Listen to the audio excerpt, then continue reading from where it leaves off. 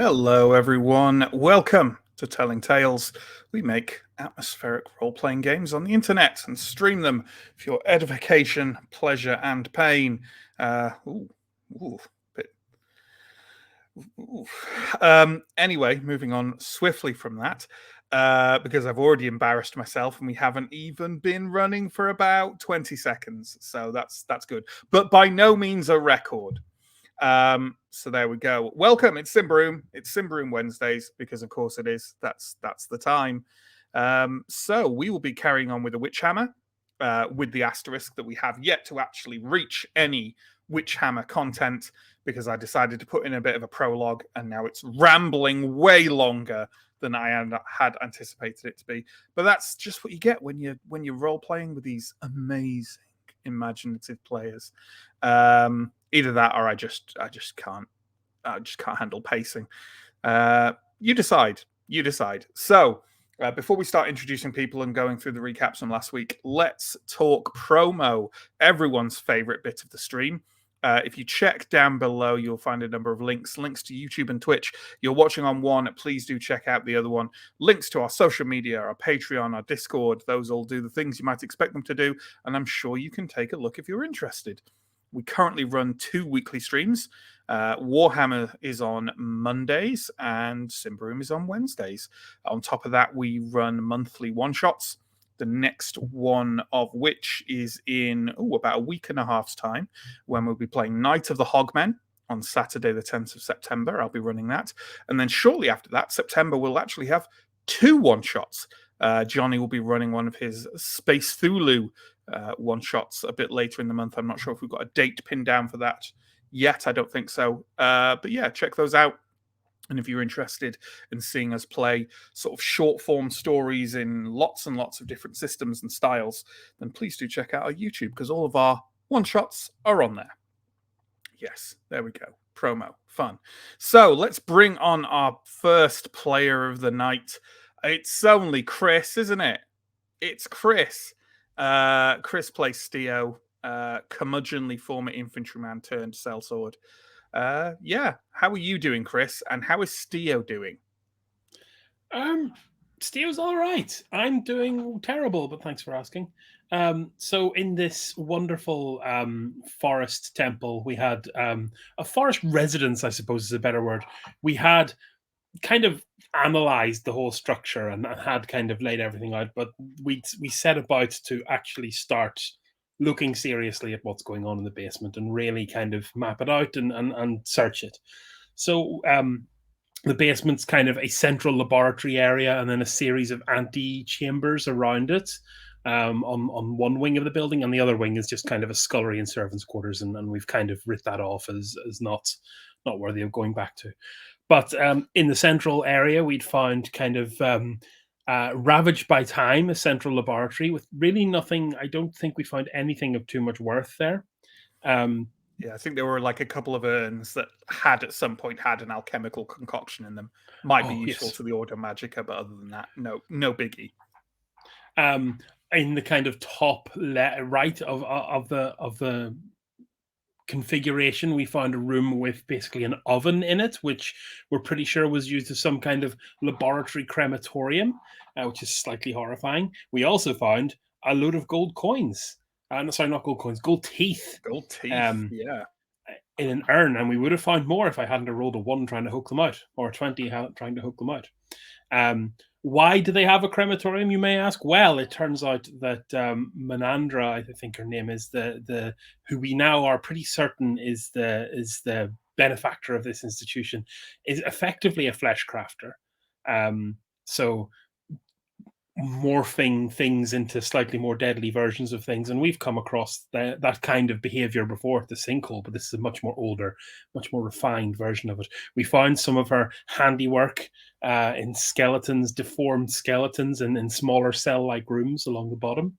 Along the very north of the structure, we found, or the very south of the structure, because the map's the wrong way around, we found one library and one archive. Unfortunately, both thoroughly turned to dust with ages past. But upon closer inspection, because if you find a library and you're in Symbaroum, Symbaroum is the capital of forbidden knowledge. So the place you want to search properly is the library. So we did, and I believe Ascarai managed to find a hidden compartment with a small object in a chest, which we didn't open because I assumed it was poison and cautioned everyone against it. And at that point, I think our job kind of done. We went outside to kind of get a lunch and maybe think about what to do next. Yeah, absolutely. And what could go wrong with going to get lunch? Well, let's find out. Let's bring on our second player, Stephen. Stephen plays Alindra, former Templar novice. And I think I described her last week as the anti-conscience of the party. Yeah. And hey, you could talk about that in your recap. Well, okay. So I think anti-conscious is unfair. She's not like a complete psychotic killer, but I think she's been trained such that once the sword is drawn, there's a very good chance it's getting used. Yeah, it's ending a certain way, absolutely. Well, speaking of swords being drawn, yeah. So we came out from underground and headed back up towards what would be the base of the ruined tower in the building. And we're immediately set upon by the treasure hunters that we had previously paid. Was it 100 thaler? 100 thaler to go away. And they decided to come back, which I think certainly in Alindra's eyes constituted a breach of their verbal contract. And as such, she'd quite like that 100 thaler back, please. So a fight ensued. They had some archers on the roof. We kind of skirmished with a few of them in the bottom of the tower.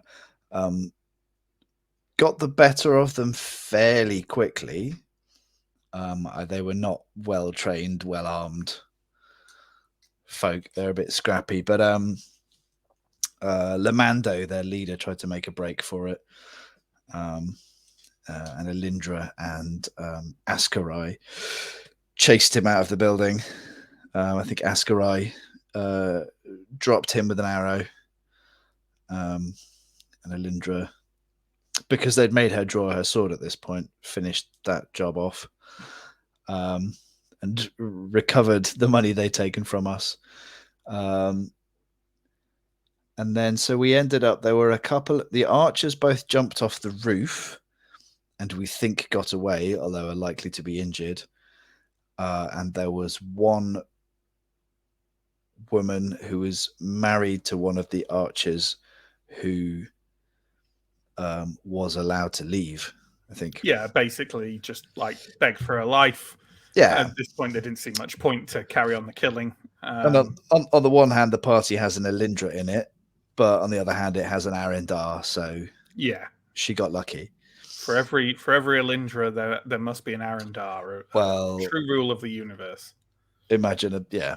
I mean, it's like I think it would be considerably messier without Arendar. So yeah, isn't it nice that he's here? It is, and that would be a wonderful segue if we were going to John next, but we're not. So instead, 50-50. Yeah. Instead, let us go to our third player, Sam.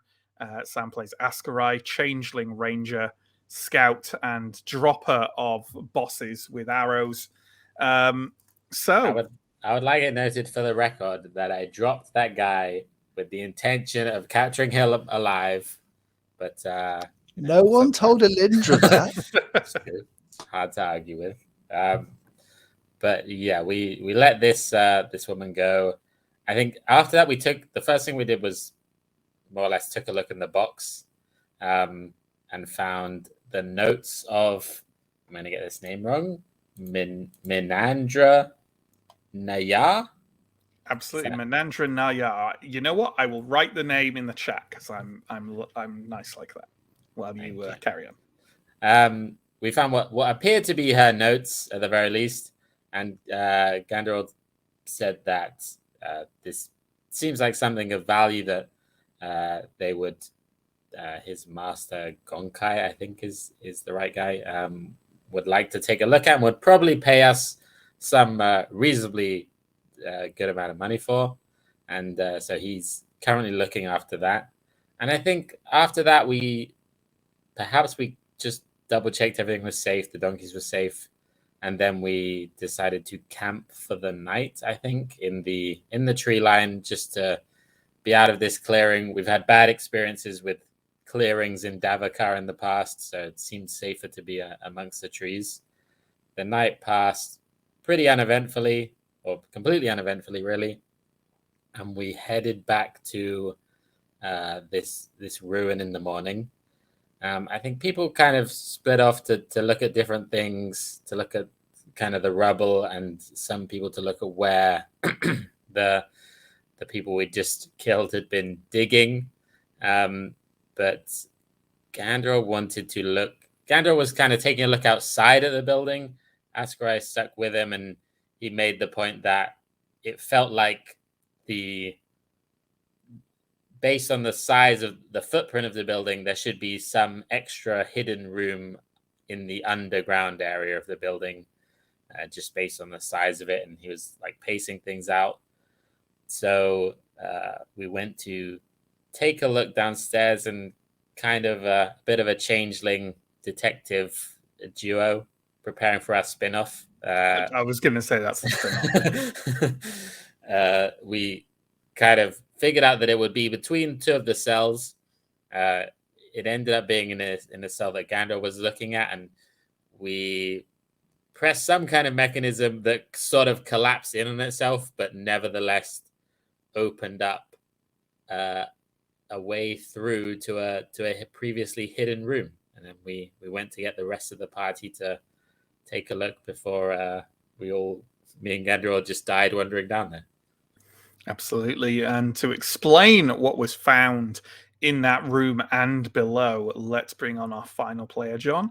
John plays Sir Arindar, last son of House Dar, somewhat idealistic young noble of a sort, and fine duelist to boot.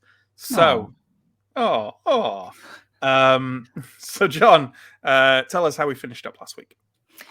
So we one by one went down the slightly rickety but in the end stable ladder, and came across a corridor that we didn't go down yet. That's for later, and a large stone cavern. Sorry, while you're not wrong that it's kind of a turn off, I just want to make the point that nothing down here looks built.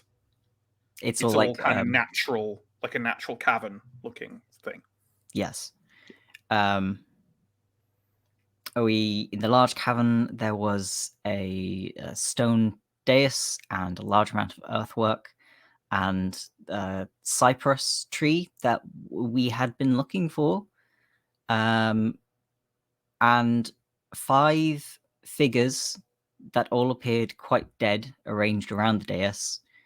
3 probably related females, a male and a slightly less dead looking woman with a fancy looking necklace. And as we got close to have a look, they all stood up in a quite undead kind of way. They did indeed, and there is the image of the lady who looks a little less dead, as I say, wearing a rather expensive, sort of plainish but expensive looking, very old kind of dress or robes, you're not sure which, and an elaborate silver wired necklace, which you can see on there. Unlike the others who are looking distinctly sort of, very dead, and their motions were almost kind of like maybe like memories of how individuals would have moved when they were alive.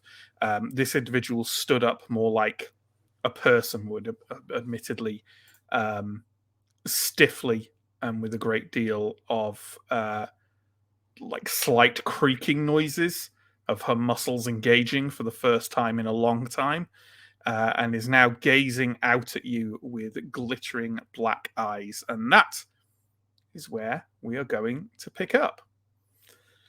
So Ganderald will happily do something if requested, but otherwise. So first off, I'd like to having fought in the war, I'm used to creatures of corruption and reanimated creatures. Are these in line with that?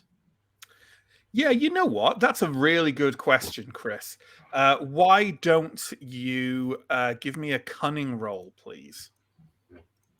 Ooh.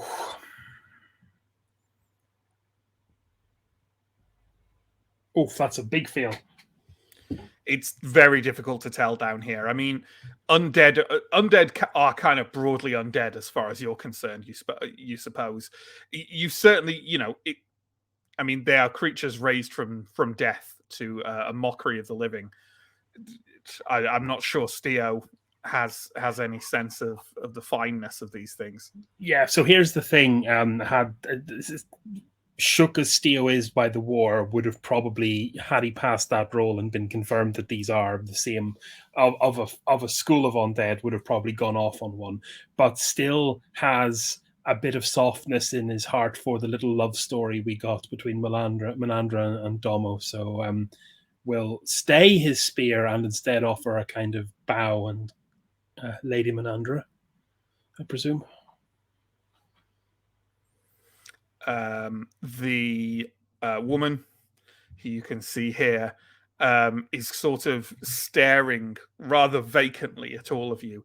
And as soon as you say the name Menandra, turns like judderingly slowly and fixes you, Steo, with a gaze and whispers sibilant, unnatural sounding syllables in a language you do not understand. Ganderol, can you speak Symbaric? I can. That you guessed right. What did she say? She said that she did not expect politeness from those who intrude. The syntax is difficult. I'm sorry. Can I please fire up some witch sight Mm-hmm. on Menandra? Absolutely. Please do. Cool. It's vigilant modified by discreet. Then you will have a -1 to it. Okay, so I need a 9. I've got a 15, so that's a fail. Yay! Okay. Yeah. Perhaps it's the darkness down here. Even witch sight needs to respond to being able to see a little bit. And those black robes that Menandra Nayar is wearing are kind of flowing into the environment around her from your perspective a little bit. Not literally, though that would be cool. Yeah. She speaks again. As I say, an odd sort of rolling whisper with kind of unfamiliar sounding consonants and vowels in it. And Ganderald says, she is asking what our intentions are. Specifically regarding her family and what she called, I think the word is prize. I think the prize must be the tree. And while I'm sure it would be a great trophy for us to take back, should we disturb these people? I don't think we should. Ganderald, would you apologize to her for our rudeness and explain that we are here on behalf of fellow scholars who wish to learn more about the good lady, if she is willing? All right. He starts speaking in, even to your ears, is a horrible butchery of the Symbaric words that Menandra has spoken. She pauses for a second after he has spoken, whether to consider it or to try and translate his words in her head. You're not sure, and then she speaks again. The Lady Menandra says, "That is flattering, but her life was only a moment." She says there is nothing to be learned from her fate, and if we leave her family and her prize alone, we are welcome to whatever else we wish. Okay, the prize must be the tree. Ganderald, you mentioned it was quite valuable, yes? Or Oh, yes. we had assumed. I'm not sure of the monetary value, but it was rumored in the writings I've heard to be a potent source of study of magic. The words are sort of the same in Symbaric. We're here looking for locations and artifacts of an elven nature, yes? Well, Yes. not within here. The elves wouldn't come in here. Here Around. in Davokar. Yes. Then this seems to be outside the parameters of our mission. And intriguing though the tree is, not something that I particularly want to butcher this family for. I agree. So we tell her that we completely agree to her terms. We will not touch the tree, and we wish them the best. Ganderol turns, speaks again. Menandra inclines her head with another sharp creak, speaks briefly again, and the entire family sit down on the stone wall at the edge of the dais as one. It's literally like they were. They had never moved. Ganderald turns and says, I'm not entirely sure what those last words were.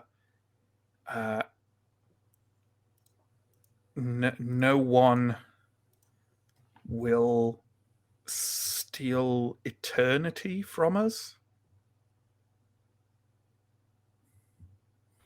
I think we have an accord, and I think we should leave this tree, valuable though it may be. She did say we were welcome to anything other than the tree, though, right? My translation would be that as long as we don't attempt to harm her family here or interfere with the tree, that's it.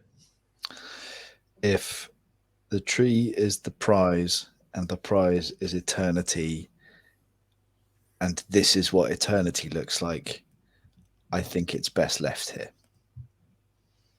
Yeah. As you said yourself, Alindra, this is not our job. No. And even if we decide that it was our job, it seems like an incredibly bad idea to take cuttings of this tree to Thistleheart. Yes. Yes. What's this other door, though?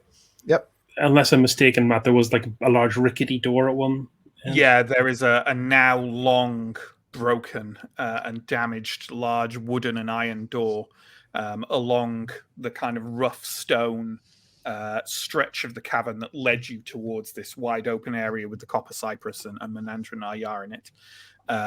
It's sort of stretching off from the south part of the cavern. The door itself is partially collapsed and also ajar. You have to go sideways to get around it, but you absolutely could do that easily. Do you want to take a closer look, Askra? You're better in this kind of light. I'll take a look. The family get up again. Please let Yeah, me we'll know. tell you. You'll hear us, trust me. Okay, I take it you're taking one of the torches, Ascarai, and just having a quick look in there. Yeah. Yeah, sure.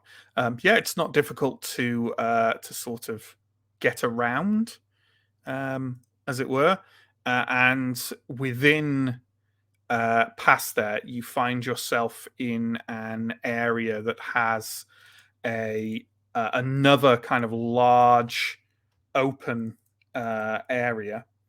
1 second. I'm sorry. I am struggling to. What is happening here? There we go. You find yourself in a large open area, nowhere near as large as the area with the copper cypress. That has a number again of bones, very old but faded, cracked bones scattered all along the base of the cavern chamber. Can you give me, please, a... You know what? Give me a vigilant roll and a cunning roll. Okay, both like standard rolls. Yeah. Okay, vigilant, I need a 15. I rolled a 20. Not ideal. Cunning, I think I need a 10. I rolled a 2. So I make the Okay. cunning fail the vigilant. Badly fail the vigilant. So the bones look like a real sort of mismatched collection. Some of them look humanoid. Some of them look like weirdly long, stretched limbs. There are fingers like sharp bone claws, ribs that seem to have grown together into a kind of intergrown shield, and a skull crowned by a high coxcomb of bone. Yeah.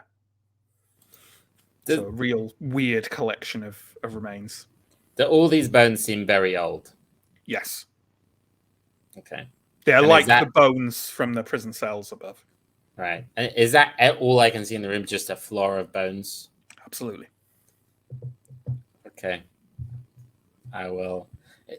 Last question. How the floor is covered in bones? How many creatures or humanoids would I estimate it would take to produce this? Sure. I wouldn't say it's covered in bones. There is a large scattering of bones. Okay. I won't answer that question because that was your vigilant roll.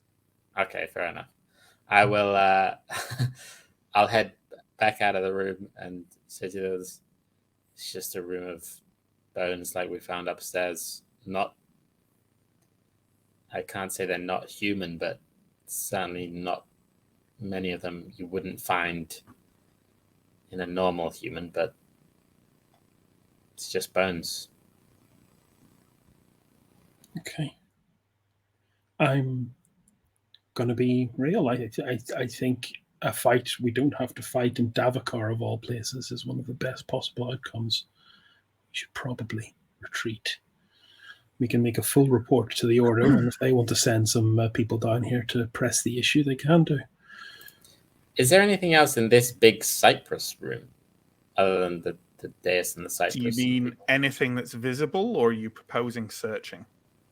Searching the areas not near the tree. I wouldn't go like... So like the edges of the cavern? Yeah, like around the walls and stuff? Yeah, sure. So is Ascarai going to do like a big circle? Yeah. You know, I mean a big circuit. That's a better word. Yeah, sure. Can you give me a vigilant roll, please? Okay, please no 20s. I need a 15. I rolled a 7, so I make it. You make a circuit of the chamber. At no point are you coming kind of anywhere near the Cypress or Menandra Nayar and her family. The closest you get is about maybe like 20 feet or 30 feet or so away. So you're quite a ways from where they are. They don't move in the slightest as you make your way around. You kind of go from kind of back the way you came and follow down that kind of narrowing passageway that kind of comes to a close and come all the way back around. And you're almost all the way round on that north wall when you notice something. you notice a almost perfect scratched arc on the cavern floor, as if from something being heavy being moved and scraping the cavern floor. It's very old, but there isn't a lot of dust or other such things down here, because there are down here corpses and the tree, and maybe the tree doesn't produce dust, or you're not sure in any case. But it's very visible and looks very old. Okay, and there's nothing around that looks heavy that would have caused this. No, it almost looks as if part of the cavern wall had scraped rough semicircle aside. I'm dancing around it, Okay, it it's next like... to the wall. Is that? Yeah. Okay. I would go over to the group and say, it seems as though there's some kind of hidden entrance over in the wall. I don't know how protective they'll be of it. Perhaps they expected us not to notice, but it's there if we wanted to take a look. I do feel the Lady Menandra was very clear. I'm fairly sure of my translation, just the family and the prize, which we have interpreted to be the tree, but that's the risk. Let's go take a look, see if we can find a mechanism. Or we could ask her, but I don't feel like we should bother her. They look busy. We have been polite enough to warrant a warning, I hope. And if not, look, it's violence can be an answer if that is the only question left. I think if some people had broken into my house and gone tromping around in my secret tree basement looking for treasure, she took it remarkably well. Yes, and she was very clear we're okay to look for stuff that isn't her prize. Now, we've made an assumption, that is what she said. but absolutely, I'm very sure, again, of my translation, we could take whatever else we wished, or we could look for...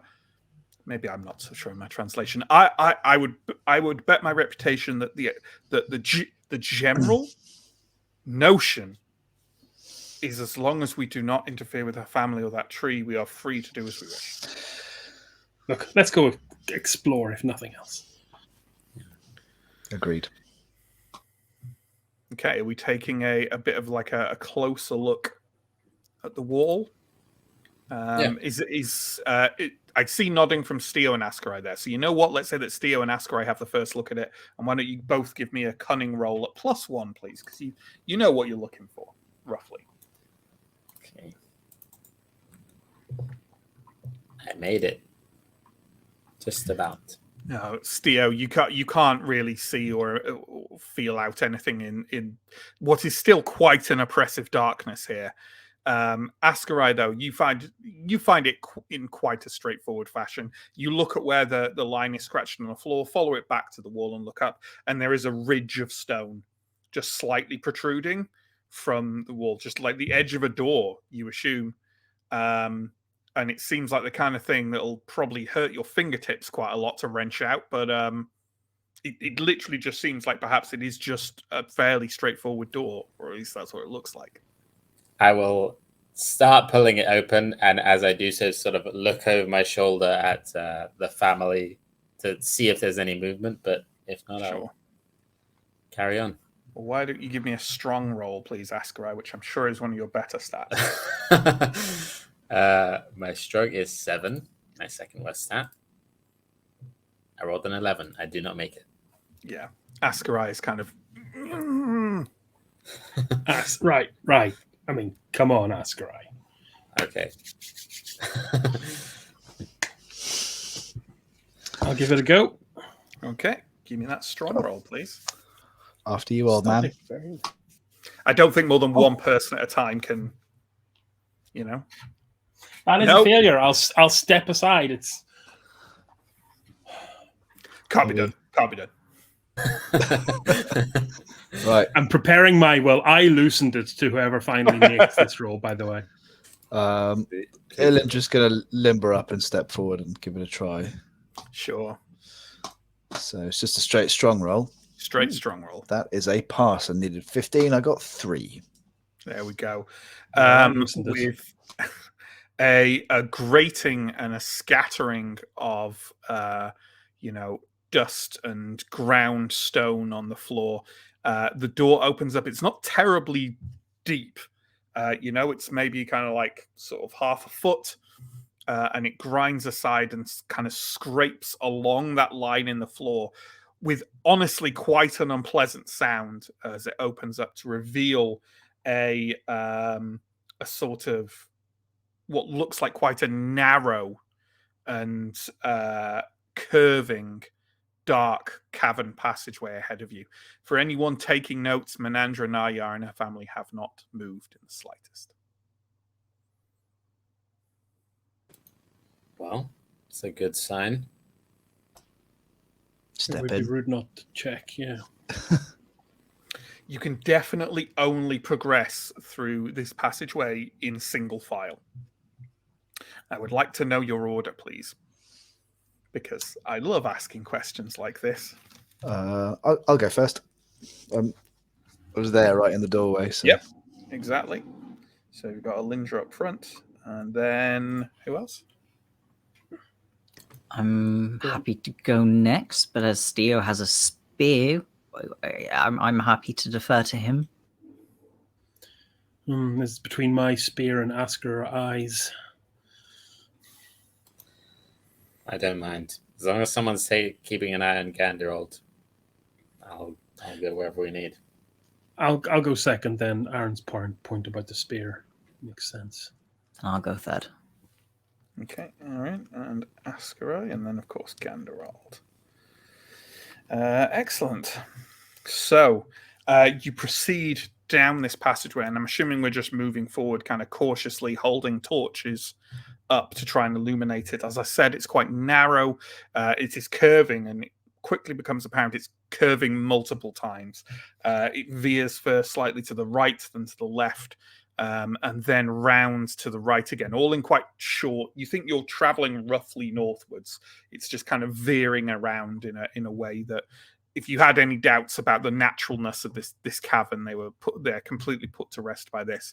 As you come to what you feel to be the end of this corridor. Now I'm doing it. It's not a corridor, but this passageway. You can see, Alindra, that the light from your torch kind of like flares out, and that just a few feet ahead of you is like a much wider cavern space. I will report this back down the line and cautiously move forward into that space. Absolutely. Can you give me a vigilant roll, please, at a +5? Sure. That's a fail. Okay. Well, then. You step forth into the large space, and the first warning you have is a loud sort of huffing and grunting noise somewhere off to your... am I still with us? Yes, I can still hear you, but you're frozen. back. A large huffing and grunting noise somewhere over to your right-hand side. And I'm assuming you would be like in the middle of like turning your torch to try and get a better look at what's making the noise. Yeah, and that is when you feel almost for a moment blinded by a huge flare of flickering orange and yellow light. And you feel like, someone is shining something on you or something like that. That is until you feel the wave of warmth pass over you, and then the flicker of fire on your flesh. Can you give me... And this is the thing, like, it doesn't say... Right, so obviously this is fire damage, and it doesn't say that the armor doesn't apply, but why on earth would armor apply? Do you get what I mean? Well, no. I mean, armor affects fire. It just not as efficiently as... Yeah, okay. Like, It takes... Firemen going into buildings, they're basically wearing full Kevlar. That's very true. That is very true. Insulation. Sure. Yeah, absolutely. All right, well, give me an armor roll then, please. Just an armor roll. Just an armor roll. Yeah. Okay, so that's 1d8. Yeah. Your lack of a vigilant roll prevents you from trying to avoid it. Sure. I rolled an 8 on a d8. Okay. Well, then you're very glad that the fire doesn't seem to lick up around your neck and your face and just washes over your tab. Like your tabard is on fire. Okay. Not like a blazing inferno, but certainly like patches of fire on it. But your chainmail has kind of insulated you against your actual flesh being fried. So you're not going to take any damage from that. However, the next behind you is Steo. Oh, no. Never mind. No, that doesn't work. It doesn't work like that. Never mind. Doesn't matter.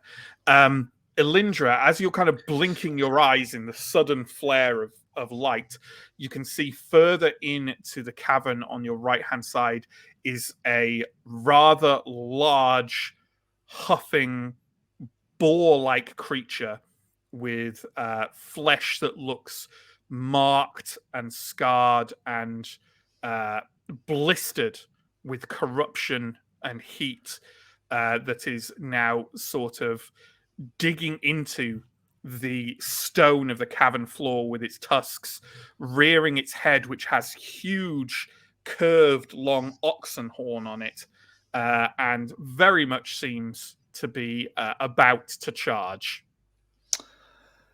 Okay. I will shout, "We've got company," and prepare my sword. And then you will go into initiative. So, John, can we have an initiative up, please? Can you list this creature as the Watcher? It has a quick of 11 and a vigilant of 10. So not huge. Does it look like the fire came from the Watcher? It does. You didn't see how, but yes. But it's a corrupted fire-breathing boar. That's a safe guess. With big, That's big very horns. rude. You've not even engaged in conversation yet. There we go. I'm no biologist, but so here's the thing. I'm going to say, Askarai, you can do what you want as long as it does not involve getting past 3 people in front of you. Yeah. You cannot get around them. You definitely can't even see the boar to take a shot at it. So it's up to you what you want to do within those parameters. I guess I might not know this, but do I get a sense that Elindra has emerged from this tunnel into an area with this creature, or that the creature is just in our tunnel? That's a very good question. I did say that it opened out. Did you vocalize that? Yeah. Okay, then yes. You definitely get the impression that there is something in a cavern up ahead with Elindra. Okay, I think it's fine to say you don't think you can do anything, but I wanted to give you the opportunity. Yeah. I think I would draw my bow, say to Gandalf, who I believe is behind me, like, maybe stay back, and then, just slightly push whoever is in front of me forward, but sure, not to the extent I'm like shoving them over, but just let's go forwards. I do want to say that in the first round of combat, I can't remember if it's just the first person in the initiative track. But you can delay your action. Your action, can't you? Yeah, it delays you for the rest of the combat, but yeah. But do you want to take drawing your bow now? Yeah, I think I'll do. I mean, that is a very valid thing to do, but I think I'll draw my bow, make sure Gandalf's not going to burn to death, and then wait until the next round. Absolutely. Well, Elindra, obviously you have no such limiting compunction, and it's definitely within your charge range. Okay. I was wondering about activating the Revenant Strike, but in fact, yes. I'm going to. Let's see. I'm going to scream and ignite the unearthly purple black flames on the sword As one does. as my action. As a movement action, I'm going to charge towards the boar And engage, to engage it and stop it. to engage it, and I don't. I'm going to leave it up to you whether engaging means that I get the free attack due to the two-handed finesse. Could you read out the specific rules a bit for me? I've got my crib notes, but I've also got the proper notes here. So let me Sure. just give me a second. Does it just I give think it it just- long? Yeah, just get long. It just gives it long. So what I've got written down is after passive two-handed swords count as long and can therefore be used with polearm mastery, which I haven't got, but long gives you one free attack upon engaging an enemy who doesn't have a long weapon themselves. Oh, though, you know what? I think it might actually have. Yeah, its tusks are long. Oh, okay. So, moot Then point. I have engaged the thing and activated the Revenant Strike for. Do you need to roll Revenant Strike? No, it's just an action, which is why I don't always do it because combat starts quickly sometimes. But this time round, I'm gonna see if anybody files out of the tunnel after me. Are we sure that it isn't a roll? Because it's just listed under mystical powers, and I believe it goes without. It's an action. You gain one. There is a roll for how much temporary corruption do I get, which is 1d4. I get 3 temporary corruption. But no, I don't think there's a skill roll to do it. There is for which. Oh no, you are right. Other mystical powers say you roll resolute. Yeah. Okay. Yeah, absolutely. How'd that corruption go? Sorry. I've got 3 temporary corruption. Okay. Yeah, the interior of the cavern only briefly illuminated by the flames from the boar. There's a certain amount of purplish dark flickering on the stone walls around you, but limited. The flames from the Revenant Strike do not really cast a light around them, which is probably something to worry about later and not in this immediate moment. And then, you charge forward at the thing. As you do so, the stink of it washes over you. It has clearly been down here for a very long time and not died. And there's this horrible sort of sodden, burning reek of corruption around it that I don't think you've ever quite smelled before. Like, I don't think Elindra's fought any horrific, abominable monstrosity from the forest before necessarily. So No, the stuff that came out of the sinkhole, but that was presumably fresher. And they were, former humans who are not yet completely corrupted and stuff. So I think, this is your first time. Like the stench of the corruption that you find in Davakar, like when you smell something so much you almost feel it on your skin. Kind of washing over you. It's like that. It's not pleasant. But I think Elindra has too much on her mind to really analyze it in her head right now. So there we go. Arindar, Steer was ahead of you, I'm afraid. Do you want to defer?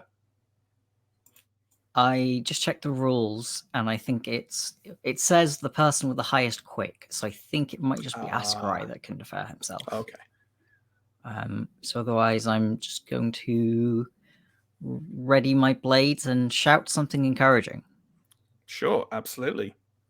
And on that note, the Watcher gets its attacks. So, can you roll for me, please, Elindra? 2 defense rolls, modified by modified by a -8. What? And can you please note that one of them is the first defense roll and one of them is the second? Okay.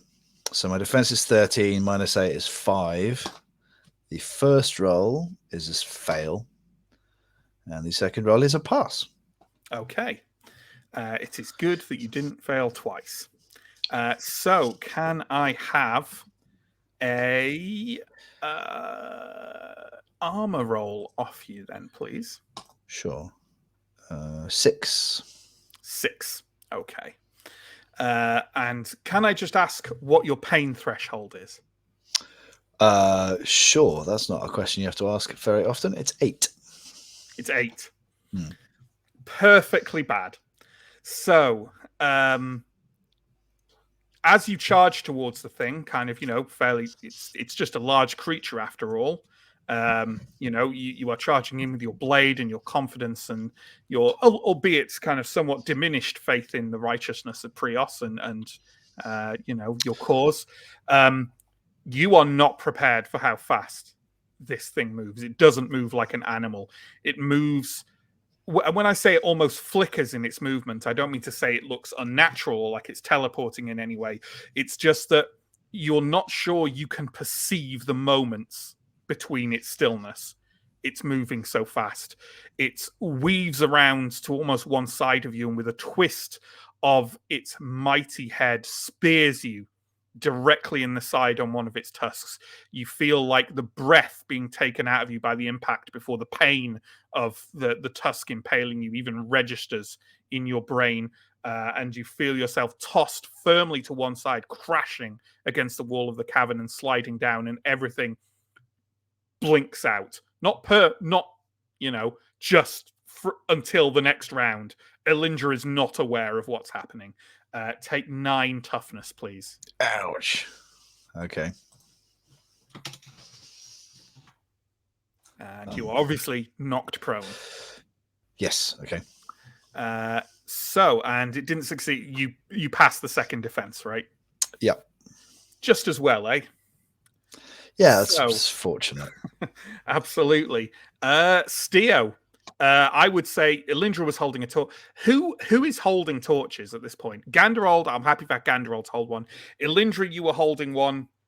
Out of interest, were you like single-handing your longsword and holding the torch as well, or either way, it's on the floor now, right? So, yeah, I guess so. I mean, I like it's a yeah. This is where I show how little I know about swords. It's a bastard sword, which I understood to be possible to wield with one hand, although most of Elindra's technique is if based it's a around. bastard sword, then you absolutely can. Yeah, you can wield a long sword with one hand if you're strong enough. Yeah. So most of her technique is based around using it as a two-handed weapon, but I guess under these circumstances, she'd have absolutely. Which is, I mean, she didn't get hit in anyway. So no.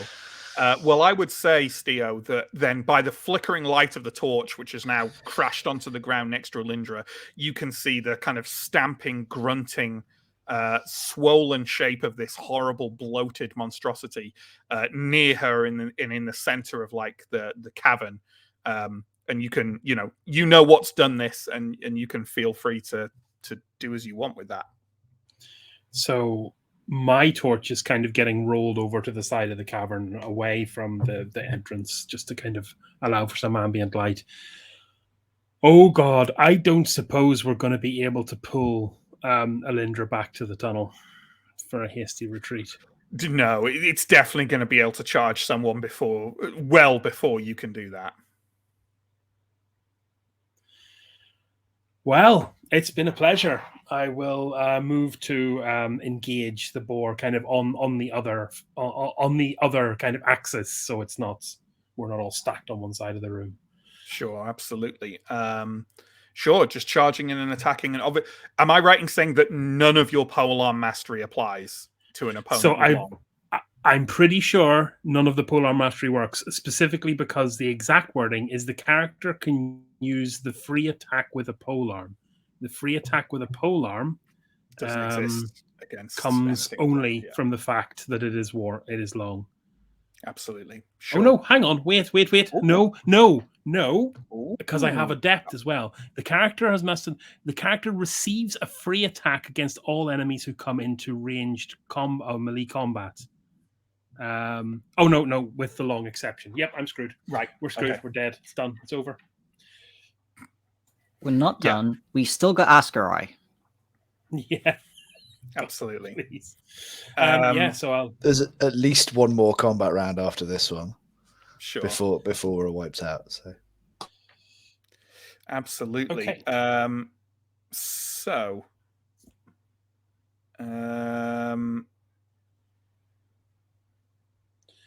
Sorry, what we were discussing in chat there. What do we say about the pain threshold rule? Yeah, the one where you get like a D, I think a second chance to debuff. fail if you had your Yeah. pain threshold met. I know we said no to the like you insta die if you get killed by we don't something. use that rule. I have a feel that you know what? I think we need to decide that more clearly because if we can't remember what we said, I think we always decide it, and then it takes so long for it to actually come up that we we've forget. always forgotten it by the time we. I have a feeling that we said yes to that one, with the caveat that it becomes quite awkward to remember sometimes with like for NPCs and stuff. But I think we did say it. It's not a concern right now with Alindra anyway, right? So we'll see. And is that rule like also with defense rolls? Because that seems pretty brutal if that's the case. I think it's with. I think it is with defense and not armor. Maybe I'm not. That sounds right. Anyway, regardless, we don't have to talk about. Hey, maybe you'll kill it this round. We'll see. So, Steo, you can attack the Watcher at a +9. It's so quite you're hitting large. Yeah, you're hitting it. It's just about whether you crit or not. I did not crit. Okay. Could you give me a damage roll, please? I do have to remember how much damage this does. It's just D10. Oh, delightful. 10. Yeah. Nice. Well then, in that case, Chris, Steo kind of like crosses that space in the flickering darkness with just a few paces, and as the boar creature is kind of turning to try and wield its tusks against you, you jab out with all of your might into the flank of it as if you were attacking an actual boar, and you feel the about half of the head of your spear sink into it, not far at all, and then draw out. It felt like jabbing your spear into a little bit of a soft wall. Okay. Just for clarification, that's actually 11, not 10, because of. Oh, it's 11? Okay. My description still counts. Yep, I can't imagine this thing's pain threshold is going to be below 4 figures. And I also want to give over the impression that didn't do a tremendous amount of damage to its toughness. It's all on you, Ascarai. That's my action. Like its hide is extraordinarily tough. Like you barely really penetrated. Only about that much of your spear kind of went through, and then the rest, the broadness of it snagged between like some odd scale-like boils and warts on its hide. We are outclassed. Great. And it's Ganderald's next. Ganderald's not going to do anything. He's behind Ascarai and Aaron, and he doesn't know what to do about this anyway. He doesn't even know what you're fighting. Ganderald is doing nothing. Although what I will do is I will do a quick look at his stats in because he has stats in Wrath of the Warden. I don't know, in case you just fuck him up or something for no reason. And I will see if he has any appropriate mystical abilities. That's super weird. He doesn't have any mystical abilities listed. Just ritualist. He has wizardry, but no actual. That's got to be a bit of a boo-boo. No, maybe it's not. I don't know. Anyway, he doesn't have anything appropriate listed. So, well, ritualist. Have you got time for that? Probably not. So there we go. He does have a little bit of fighting, but anyway, he's not doing anything anyway. So there we go. He does strike me as a bit more of a book nerd mage than a Bernie, fiery, fighty mage. Sure, yeah, that's understandable. So we're back round to the beginning of the next round. Ascarai, you're gonna defer. If I can't get past Aaron, I will defer. You cannot get past Aaron. I'll defer. You can definitely defer if you want. Yeah. Does that puts me to the end of the order? Is that right? I think it puts you anywhere in the order you want. Is that right, John? From what I was reading, it's anywhere you want, but only on the first turn.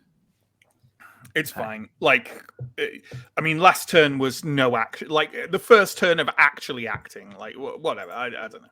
I'm fine with it on the second turn. It's fine. If I can go anywhere, I'll go after Aaron and before the Watcher. Yeah, do it. Okay, I'll do that. Okay. In that case, Elindra, it's you, I believe, next. Obviously, you're prone, so you're going to have to pick yourself back up unless you've got any. Isn't there a roll you can do to see if you can pick yourself back up with one You can action? roll rather- quick. Yeah.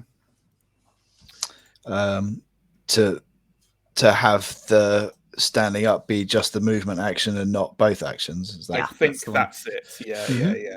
Okay, I will roll quick to try for that.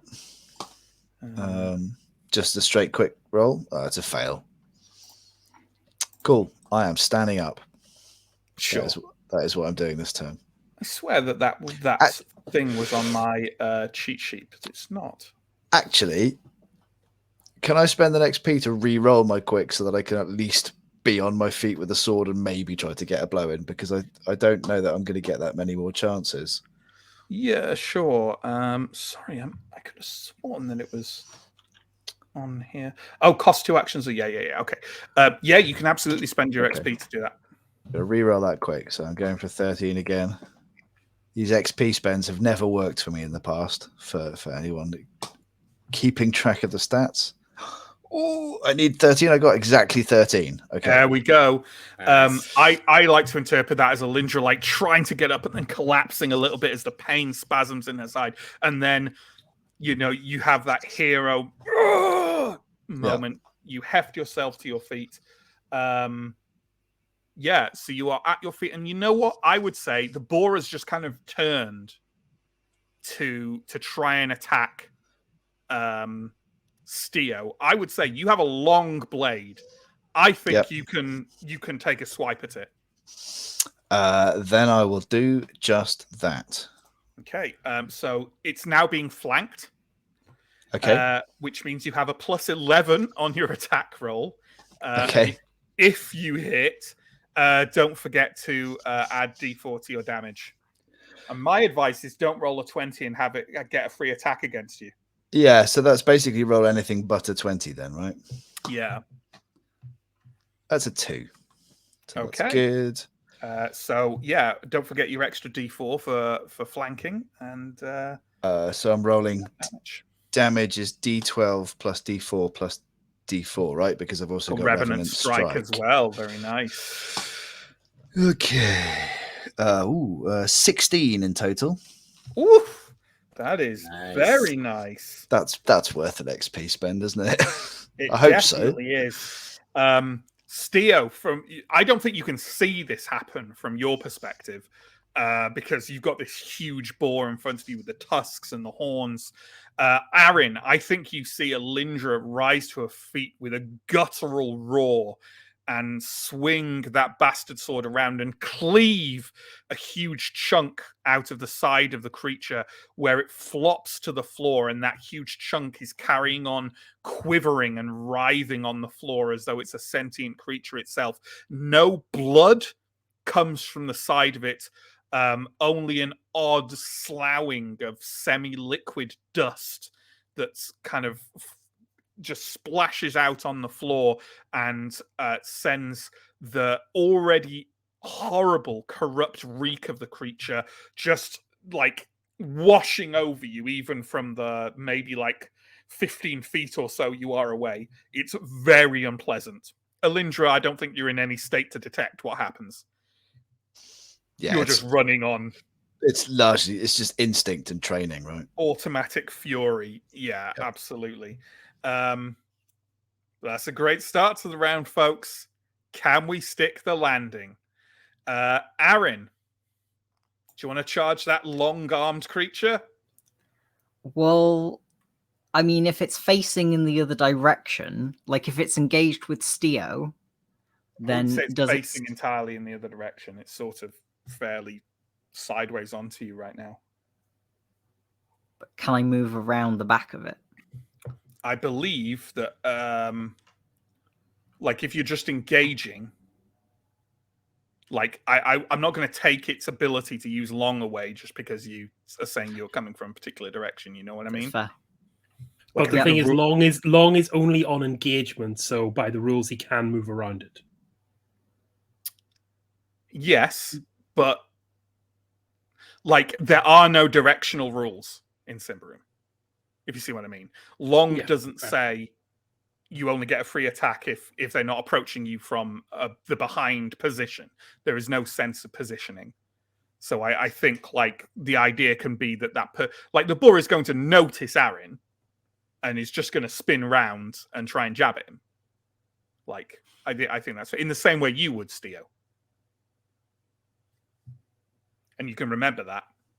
But here's the thing, though: when I do that, the mechanics by which I do that are based on the adept or the adept level of polar mastery, which gives me an attack on any person coming within range. The exact terminology in long is engagement only. So if Aaron opts to move but not engage, long doesn't. Oh yeah, as long as he doesn't engage, that's fine. But if he wants to get a hit on it, he has to engage. So it's up to him whether he thinks, you know. I would also say Aaron, I don't know. Well, I'm not sure if Aaron has kind of detected that this thing's hide is very tough with what's gone on. But like, I don't think Aaron has very good armor penetrating capabilities with a relatively lowish damage roll. Is it? I don't know. 1d12. Oh, plus 1d4. Fucking forget what I just said. Do it. Yeah. I'm going to try it. I'm reckless. Yeah, sure. I'm going to be inspired by Elindra's action and maybe think for a moment that Elindra and Orla would have gotten on quite well. And then I'm going to step forward and try and thrust for a soft bit. Yeah, absolutely. And I think like this is the thing. It has long, right? And that's what it has. It doesn't have polearm mastery. So it can only do this once a turn. But Aaron is the first person to engage it this turn. So, because the other two of you were already engaged. So, there we go. So, can you give me a defense roll, please, Aaron? With a modifier of -8. It's -8. And do I get an extra modifier because it's outnumbered? Or is the I don't that think bonus so. just my attack?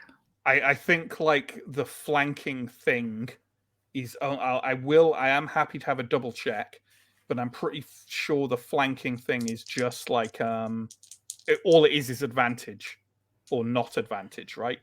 Yeah. I'm pretty sure that's. Sorry, I'm trying to find it here because we did find it to clarify that we've been doing flanking wrong for a long time. But I think that it's let me get advantage. Yeah, it's just, flanking is just advantage. Like attacking an enemy that is unaware of the pending attack. All melee attacks against a flanked enemy. A target is considered flanked if two enemies stand on opposite sides of it. It usually takes a movement action to get around. Yeah, there's no disadvantage for a flanked foe. Just advantage in hitting them. I do not make my defense, and I only roll 3 on my armor. What is your toughness? 4. 4. Yep. What is your toughness? My total toughness is 15. Okay, that's good. So this is an interesting question. I'm not sure because it has essentially, because it gets 2 attacks per round, they do different damage.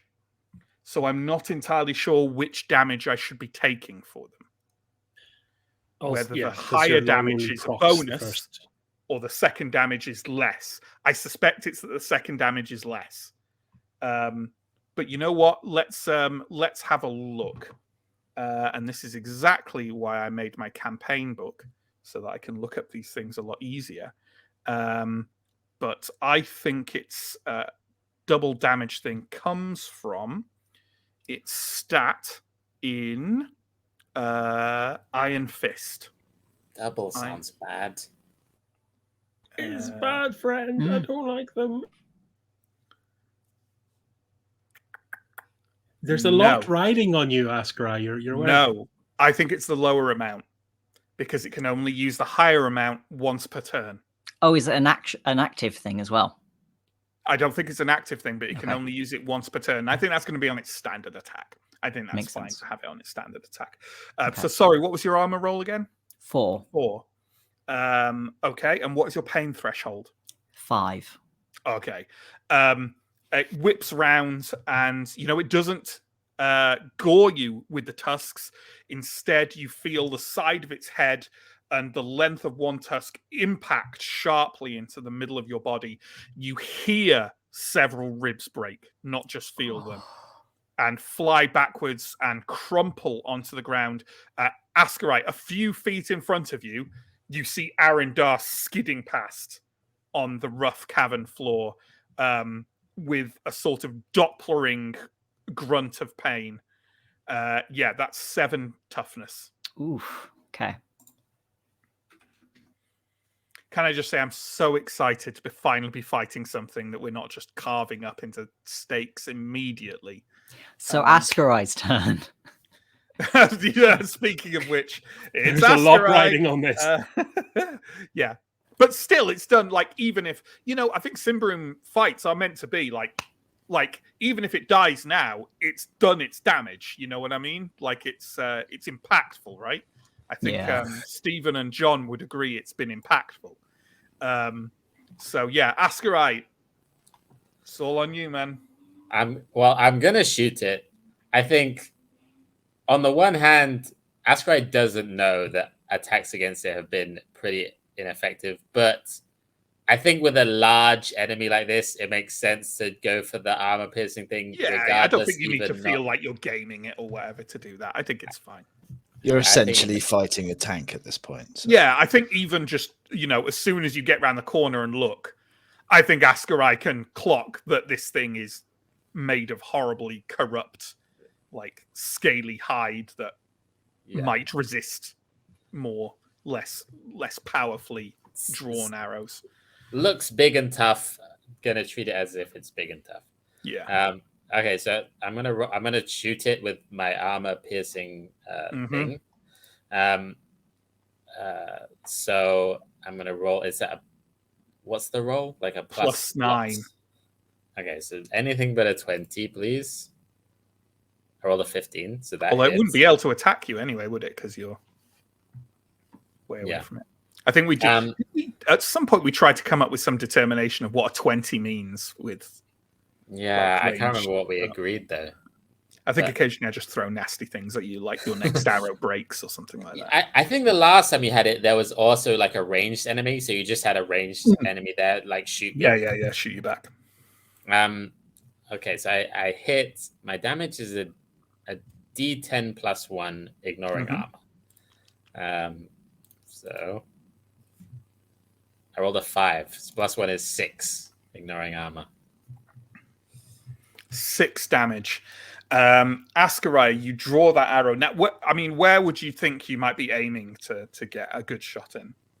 I think the idea of this is that it hits probably the eyes, if it has eye sockets or eyes. It does have eyes, and you can see those of you who are close, especially Steo right now, can see that its eyes are sort of look like, honestly, more than anything, like huge lumps of gravel, embedded in its face. You don't think they are. You think for whatever reason, its eyes have just desiccated so much a long time ago that they effectively look like chunks of stone. Regardless of which, Theo, you were also in position enough to see in an instant one of Askarai's arrows just impact into that, and deep in there you can see that the fletching of the arrow is only just sticking out from the hole that it's made. The eye itself has kind of a combination of popped and crumbled apart on the floor, and the thing lets out a piercing high-pitched squeal. Clearly, I wouldn't want to say that Ascarai made his point or anything, because that would be terrible. But Ascarai's arrow certainly hit home. Although you do then notice, Steo, do you remember that kind of like sort of slice or kind of little cut or wound you made on its side when you jabbed in with the spear? You do see that seems to be with a bubbling of an odd green fluid sealing itself along its side. It seems to have some kind of regenerative capability. Limited, but it's there. Stacked. And now I believe it is the Watcher's turn. Oh God! So I don't know where to go with this. Who to attack? Not Aaron. Probably not Ascarai. I think I'm going to... Did both attacks need to be the same target? That's the question. They are at the same target. Okay. Yeah, right. So I am just going to roll a die for this, I think. Because on the one hand, Steo's right in front of it. On the other hand, Elindra hurt it more. I think that's fair. Fair.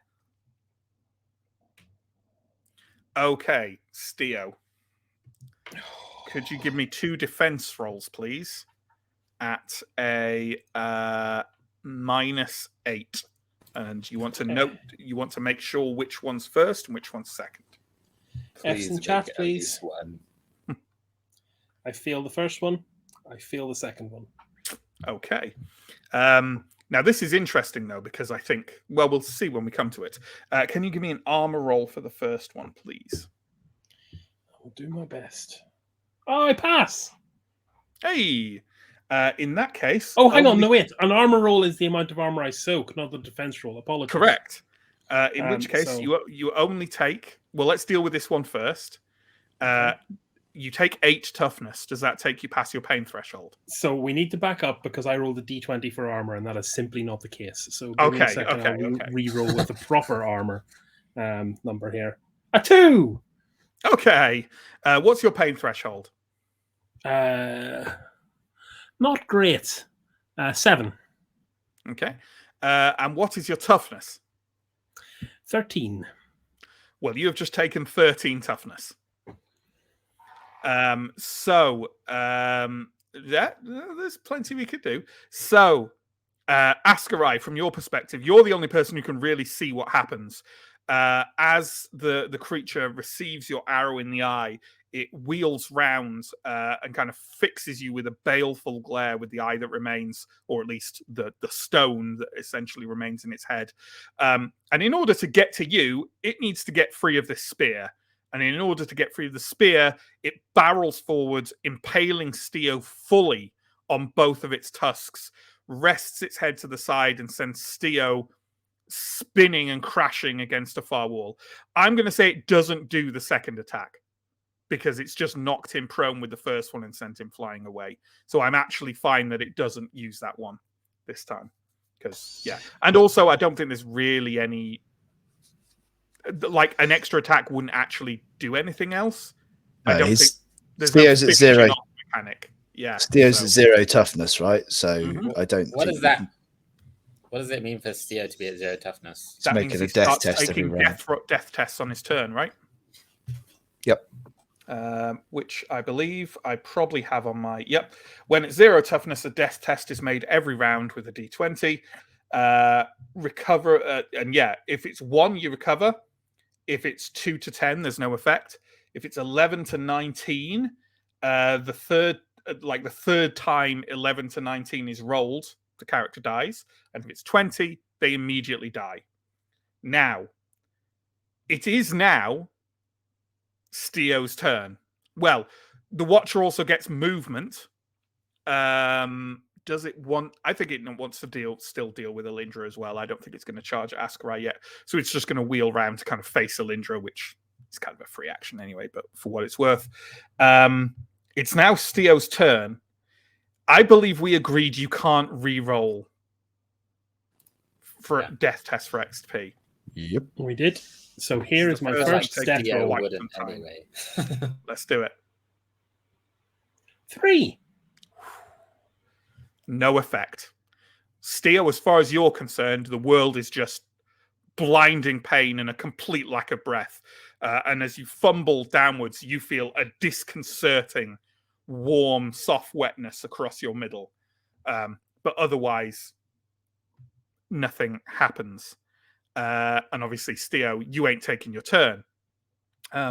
Ganderald is going to stumble out of the passageway behind you, Askarai, and he's not going to charge in, but he does draw a let's see, because I remember reading his weapons and going, oh, that's kind of cool.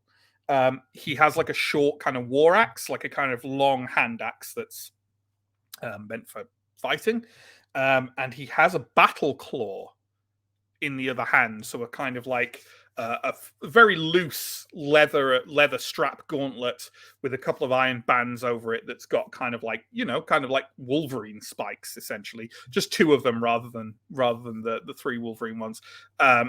Off it with slight hooks at the end, because they tend to be used historically more as a blocking and drawing a side weapon than a thing. And I'm a nerd, so yeah. But he's kind of fumbled them onto his hands. He doesn't look like an expert fighter, but he's dropped into a fighting stance, like a respectable fighting stance. He's got his guard up and stuff, so he clearly knows roughly what he's doing. Yeah, Elindra, your turn, my friend. Right. So I am engaged with this thing. I am the only thing engaged with this thing, right? Yes. So it's not currently flanked in any way. No, so it's only a +9, not a +11, sadly. Well, let's do it. Like I'm planting my feet in the ground where I stand and going at this thing's face, or well, whatever's reachable, I suppose. Okay, so the attack roll is anything but a 20. The roll is a 13. I mean, a 20 would still hit. It just hit back. Yeah, fair. Yeah. I do not want that to happen. Then it No, didn't, so that's fair. That's nice. And then are we so damages? You don't get the D4 for the flank, because there is no flank, but obviously the Revenant Strike you get. Cool. So D12 plus D4, 8. 8 damage altogether. Mm-hmm. Yeah. You plant your feet and you swing, and to your shock and dismay, your blade skims along the surface of this thing and just kind of like rattles over the top of it.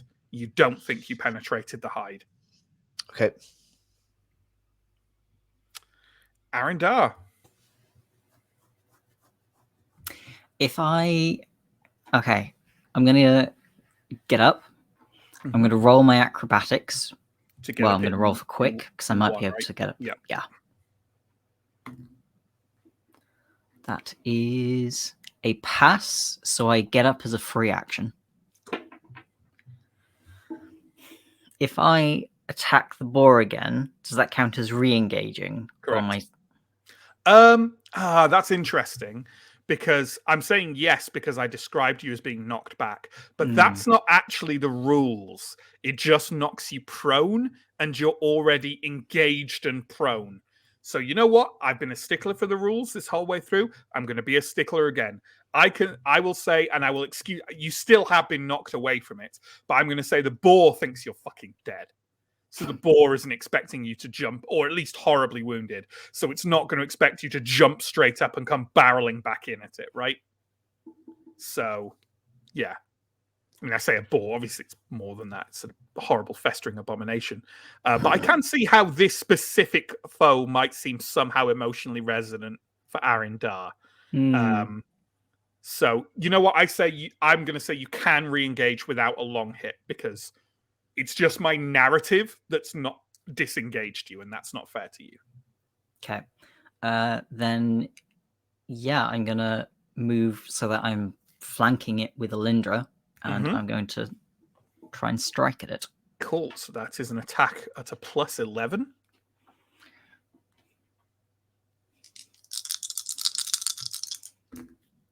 That is definitely a hit. Mm-hmm. And that is... Don't forget your extra D4 for damage. Yeah, 10 damage. 10 10 damage. Okay. You hop, or like, how do you like a kip up? Not with broken ribs. Broken ribs, probably. I not, think no. it's more... I mean, the action's quite fast paced, so I think it maybe knocked me away. Mm-hmm. And then as I was skidding, I turned it into a roll and sort of got my feet under me. You kind of barreled over and then like skidded round to be kind of like almost in like a starter's a sprint position, and then yeah, and then just sort of lunge forward and okay. It's a very undramatic noise. I don't know why I chose that one. Good note for Stephen here on the reroll for XP. You can only do one reroll per action. The reroll doesn't have to be for the action itself; can also be for damage, defense, or armor rolls. I think we did exclude death rolls, right? Yeah. It was house roll. Yeah. Ditto, fumble, defense. They recommend that you house rule it. I don't think we have. Before. I don't think we house rule the fumble defense. I'm pretty sure we have house rule the death rolls as being no. I think so. Yeah. I'm fine leaving the fumble defense for now. It's fine. So you can use it on any roll, but a death roll. I was just checking the rule book because it seems relevant. Oh yeah, for armor, super relevant. If you like roll a 1 on an armor against this thing, it could be. Really I was just wondering whether I could have re-rolled that damage roll last round, and apparently I could have done. So it's good to know for future. Good to know. I didn't mean to interrupt. No. These things are super valuable while we're going to avoid the frustration of people watching going, "That's not how you play." So, Aaron, you run up to the thing and you manage to plant. I would say not your saber, but probably your dueling dagger. Okay. You can get a better punching thrust with that. And you just basically thrust it up to the hilt in the creature's flank. You're not sure it noticed. But for what it's worth, you did that. So there we go. You definitely have done some damage to it. Askarai. Well, it's going to be the same again for sure. I think Askarai is absolutely very desperately knocking this arrow as quickly as he possibly can, while still trying to get a good beat on the vulnerable parts that might exist. For my hero, I rolled a 2. Ooh, nearly. For damage, still a D10 plus 1. I rolled a 7 plus 1 is 8 damage, ignoring armor. 8 damage, ignoring armor. Okay. So, Aaron, as you plunge your dagger into this thing, and you're doing it on like the side of the creature that's sort of almost sheared off from that huge blow of Alindra's earlier on, and like the stink and like bits of that odd dusty material, like a kind of almost like the thing is made up internally of powder rather than like flesh and blood, kind of is sloughing off still like over the front of your armor and onto your shoes, and you're kind of vaguely registering it as being horrible and weird when an arrow flashes past you and sinks into that wound and vanishes entirely inside the creature. You feel like a shudder as in the dagger that's still plunged inside it, and then you're literally almost yanked off your feet as the thing just crashes like lights out, dead to the ground. It's completely still. It's not breathing. It's not making. It's like it just turned off. It's dead. We can remove initiative, but I really need to know if someone's getting over to Steo as quickly as possible to see if we need another death roll. Yeah. Yes. Same. I am hoping I know or can figure out where Steo keeps the water on him. Okay, I think Arendar is closest, so I think that makes sense that Arendar goes. Arendar, can you roll either a vigilant or a cunning roll to see if you can find the water of the dusk on Steo's?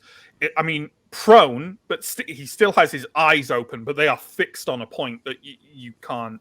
And he's just kind of breathing very shallowly with wise-eyed open and clutching his midriff. It's a mess. I would like to apologize in advance, Chris.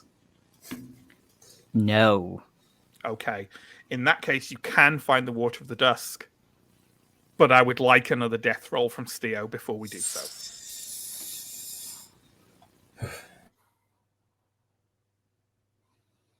Oh, look at this.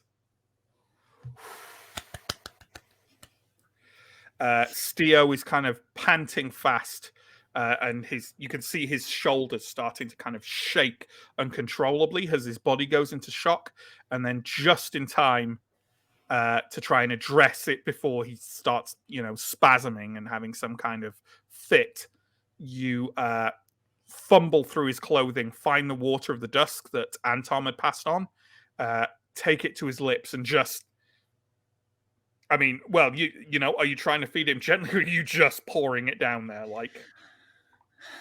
I mean, I'm not trying to be delicate, but I'm also not upending it. Sure, absolutely. Okay, well, if you think you'd just be reasonable, then let's have it's 1d10 healing, right? Immediately, I believe. I think so. Yeah. It's 1d10, I believe. I'll double check. I'm pretty sure it's 1d10. Water of the Dusk. Heals 1d10 points of toughness. 2 toughness.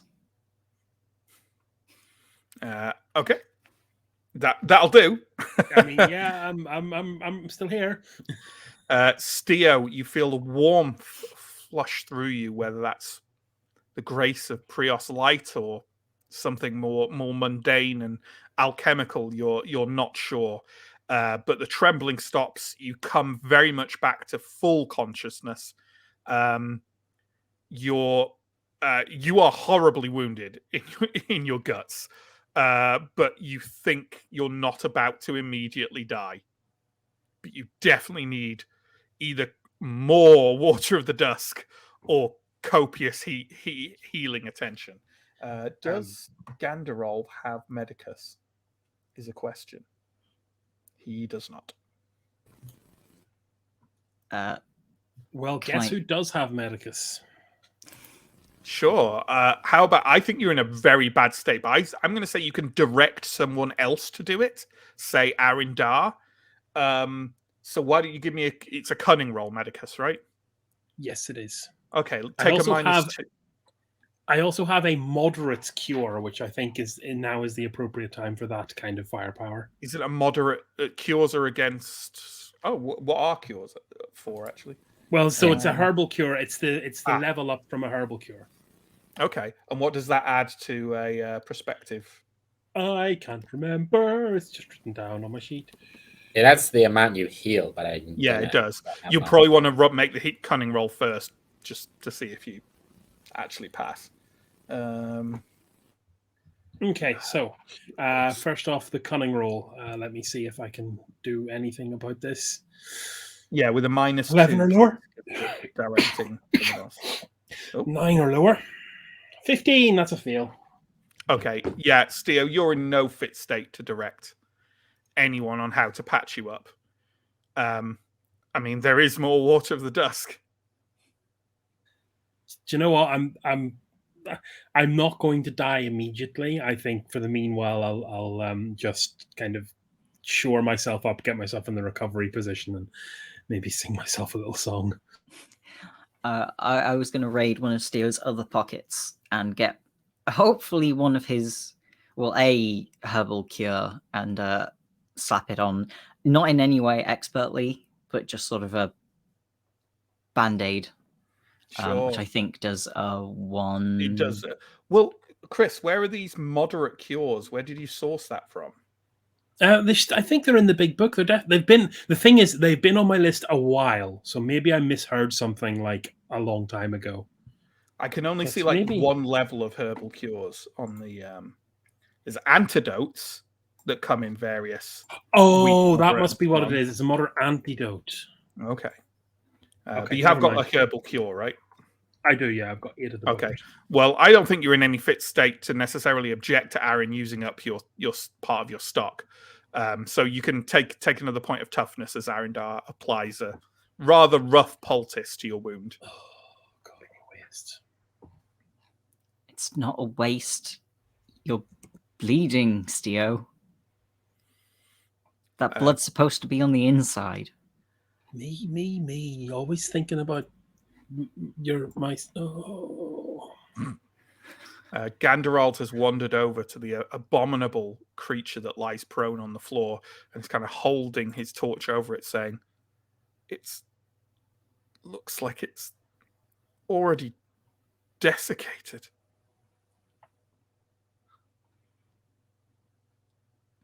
Horrible. What's it worth? Oh, I hope you're not suggesting we bring the corpse back. Bringing my corpse back. Tempted to burn it here and now.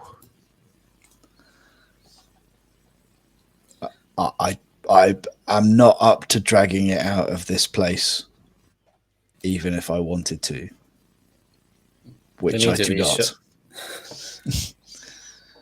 We need to be sure there's nothing else here. If there's another one of these, we need to leave immediately. I'm assuming that's Ascarai taking a more close look around this cavern here. Yeah, I think probably bow away, get a torch out, get my sword out, and take a Absolutely.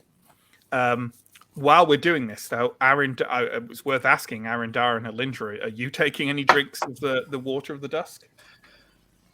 There are 4 doses left.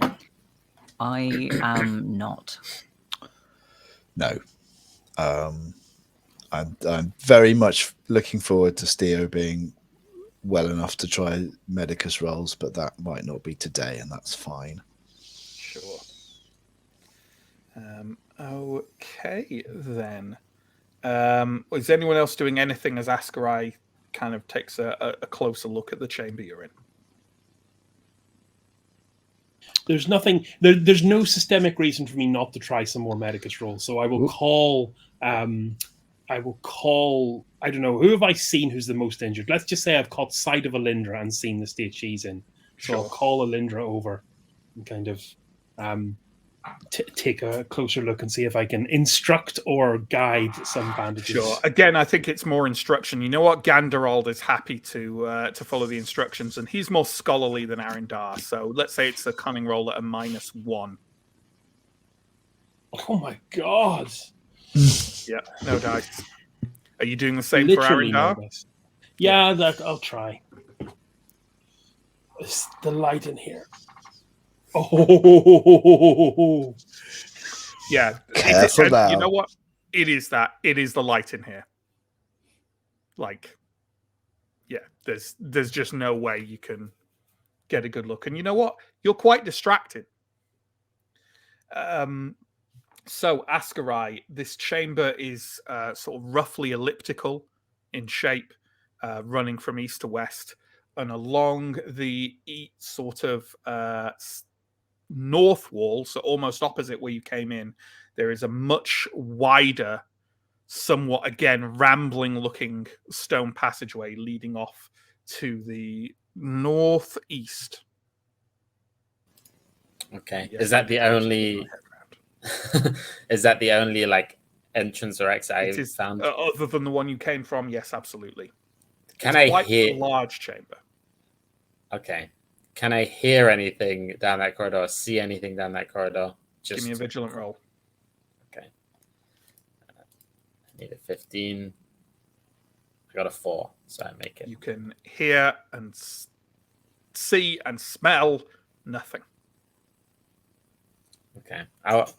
I'll return to the group and say there is a passageway onwards, but I don't think we're in any fit state to confront anything that might be down there.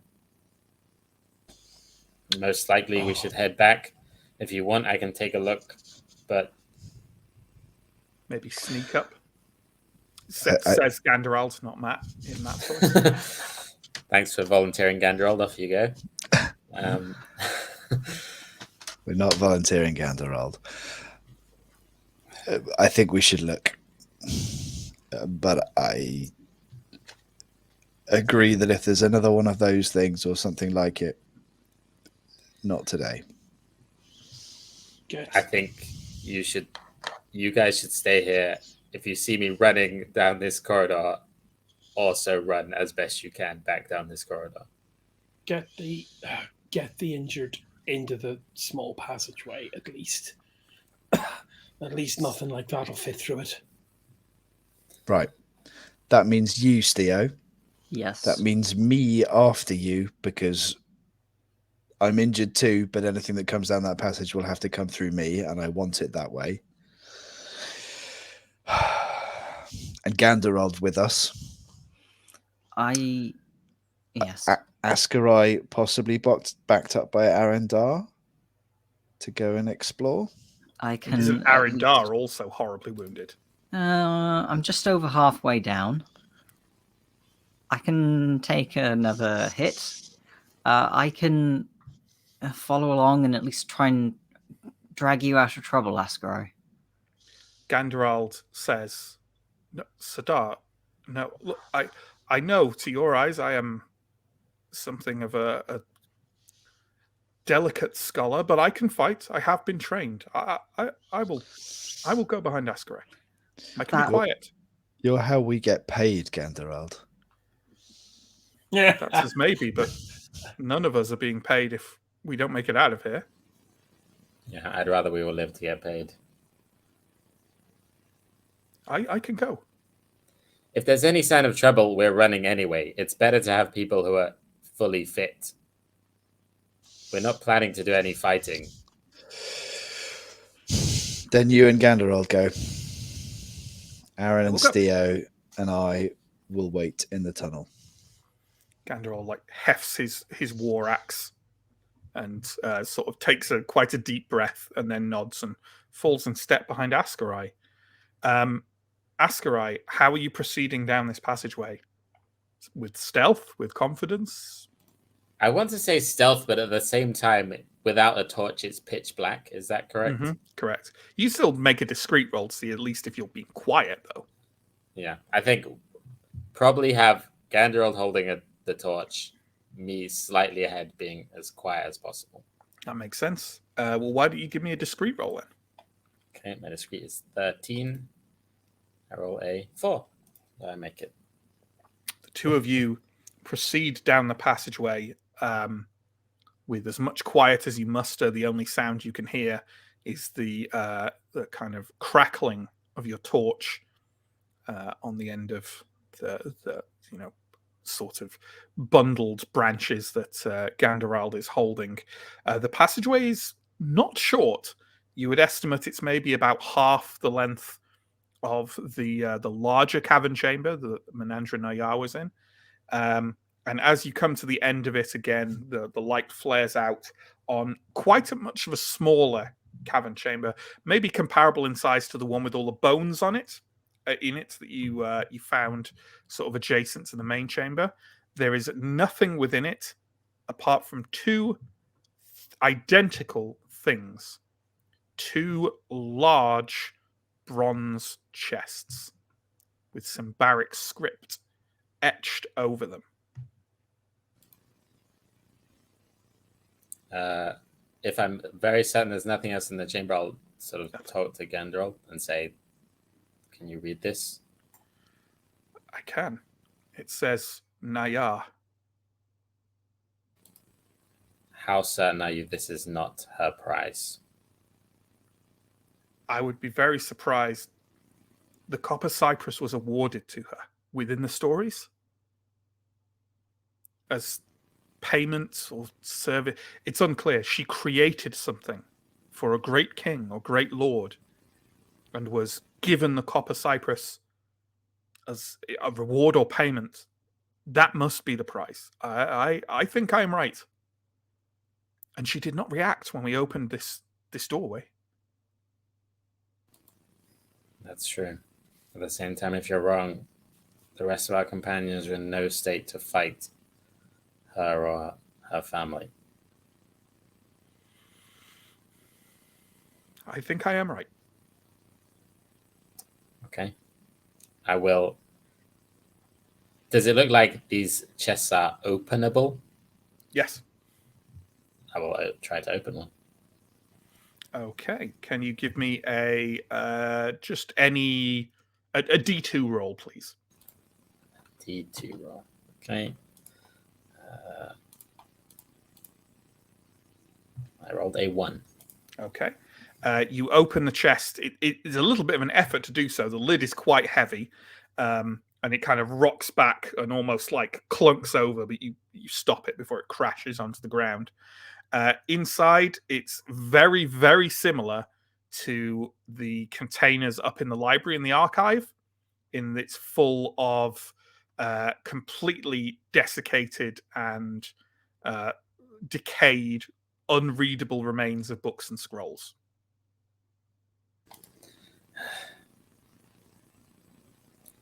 I will open the other one. Absolutely. Well, I will describe in detail what's in the next one in a second, but it is an experience not unlike kind of opening it and suddenly light kind of comes out and you go, oh, maybe it was all worth it. There are a number of things in here. Going through the immediate things that leap out to you, there is a large jar of what seem to be Symbaric gold coins. Another jar containing mixed gemstones of various kinds, all cut exquisitely.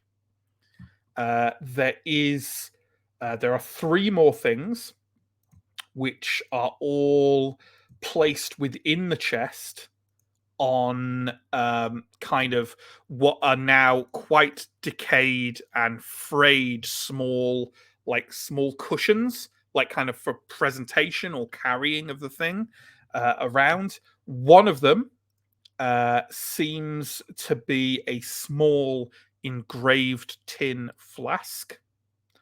The other one appears to be it looks like a metal forearm made of iron that seems to have been crafted rather exquisitely with kind of, you can see in the gaps between the iron banding there are mechanisms of various kinds within it, the use of which you have no idea.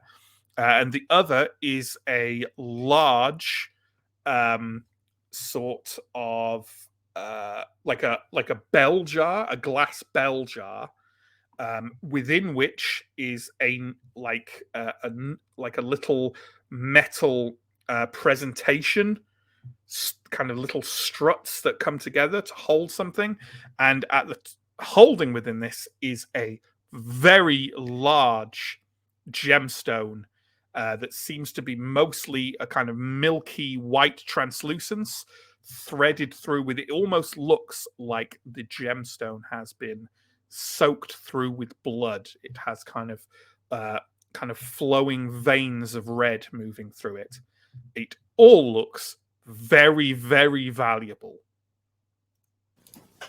I think seeing this, Askrai lets out a sigh of relief and probably like clasps Gandrold on the shoulder. This is good. Yes, quite. I hope this makes your friend's wounds worthwhile. As long as we get out of here, it definitely will. We might need them to help carry this. Well, I have my backpack is mostly empty. Okay. Do I think we can carry all this stuff between us? Yeah, I'd say so. Most of the the jars are like about so big. That kind of metal forearm is the biggest thing, but it is just the size of a human forearm. Yeah, it will definitely all fit in Ganderol's backpack if you want to shove it in there. Be a bit heavy. Gandalf, that's for Gandalf to worry about. He's offered. I'll Okay, I'll kind of load up the stuff. I will also like rummage through the desiccated books just in case, and take a good look around this room equally just in case. Not really Sure. expecting to find anything, but Yeah, give me a vigilant roll though. okay. I need a 15. I rolled an 18, so I fail. You do not locate anything of interest. Okay. Once we've got everything, I'll say at the end. Or do you think that's all? Do you want to take any of these book remains? Anything else here? I don't think that they're of any use. Okay. Then let's head back and hopefully we can get out of here. Gladly.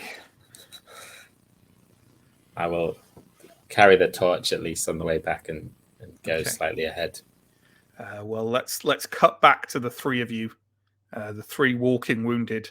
Back after a few tense moments, you see the light of Askarai's and Ganderald's torches kind of coming back from the passageway at a measured pace. They're coming What do you back. reckon? Demons? They've been swapped. I mean, they're They're walking not quite. running, so that's good. Yeah. Askarai looks happy. Askra is definitely smiling. Well, you can't even Oh, tell. I can't tell. Hell, You can't even tell. he's got Ganderald a looks Got a happy. jaunty skip in stride. his step. Yeah. Skipping down the tunnel.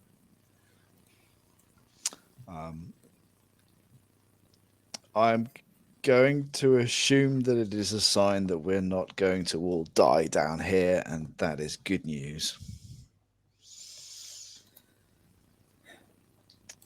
We found some things of value. No boars, but some good stuff. Valuables. Thanks, Okay. Prios. So the last gamble of the day is the lady of the house going to object to us walking out with them?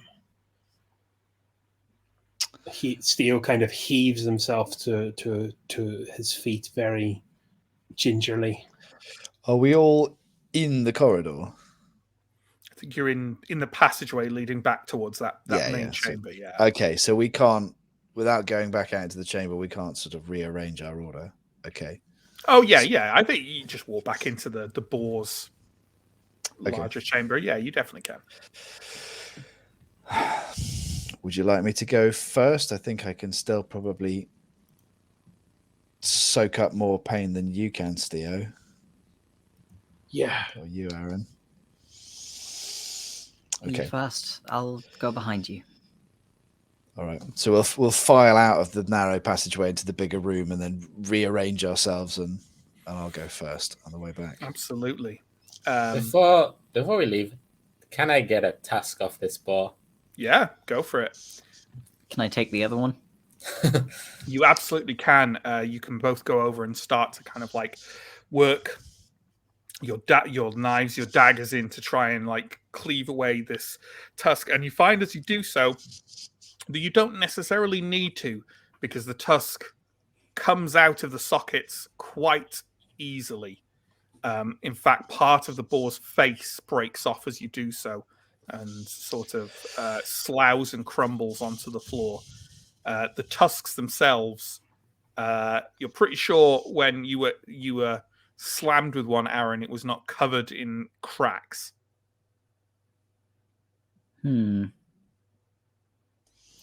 It feels fragile.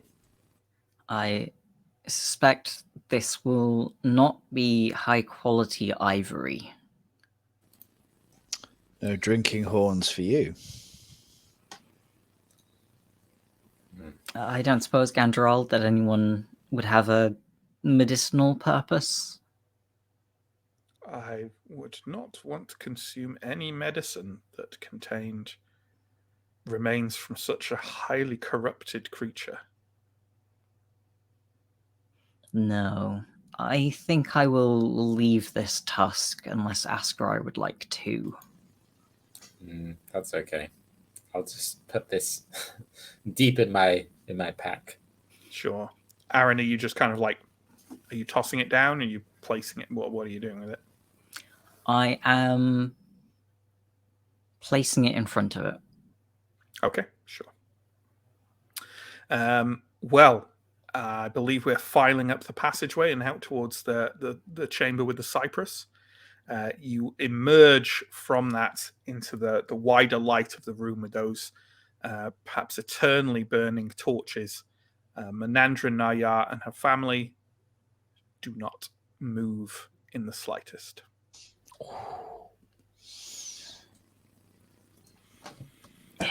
Are we leaving the ruin? I believe our work here is done, is it not? You have you pretty much explored everywhere. There could be some more digging to be done up above where there's piles of dirt. That's up to you. I'm not sure. I think for now, at least, you can certainly leave the ruin if you, unless you can think of anything else. Alindra, close the door. Sure. I will attempt to close the door. Sure, it's much easier to close than it is to open. You can basically lean your body weight against it, which is a relief, given you have a big gaping wound in your side. Yeah, leaning against things is my new hobby. Yeah.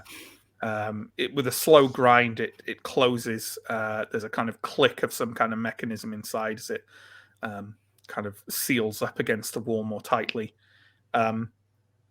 As you leave, Gandaral sort of pauses for a moment, looking up at Menandra Nayar, the remains of her family in the copper cypress, and sort of sketches out a little nodded bow before moving onwards. It's safe to say the ladder is not fun. But once you're up there, it's easy enough to get past the bronze door and up and out into the ruins. Probably still quite bright daylight as you emerge into, I would imagine, maybe the noontime sun of a Davakar winter. And I think that is a very good point at which to end our session. There we go. Wasn't that an exciting combat? I don't think we've had as dangerous a combat as that for quite some time. So there we go. If you've got any comments or questions, folks, please do sling them into the chat. And in the meantime, I will do some of our usual promo. Check down below for links. There's links to YouTube and Twitch. We stream on Twitch and it ends up on YouTube. So if you like what we do, then please do follow and subscribe on both. There are also links to our Discord, our social media, our Patreon, if any of those things seem of interest to you.